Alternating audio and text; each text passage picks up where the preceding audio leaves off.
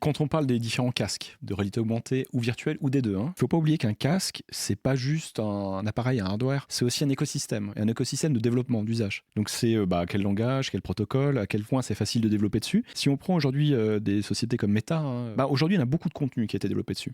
Si on prend Apple, ils sont arrivés dans le marché fidèles à eux-mêmes avec un produit très haut de gamme de 1500 €, avec de l'alu autour. Ils n'ont pas tout inventé, le hand tracking existait déjà. Ils ont, à mon sens, pas développé assez leur écosystème avant, donc le fameux cas d'usage. Les usages, ça reste un très bon premier proto, c'est comme ça qu'il faut le prendre. Et typiquement, je pense que le luxe va s'en saisir. Encore une fois, les montres ou la haute couture, c'est là que ça va vraiment marcher. Donc, moi j'ai tendance à dire une techno, ou voire même un appareil, pour différents usages. Et dernière chose, c'est les plateformes qui vont être multicasques. Celles-là, elles vont beaucoup gagner puisqu'elles vont se diversifier. J'en ai testé quelques-unes. C'est vrai que quand on enchaîne un HoloLens de Microsoft, à un Meta Quest et à un Vision Pro, on n'a pas le même rendu et du coup, on n'a pas le même usage.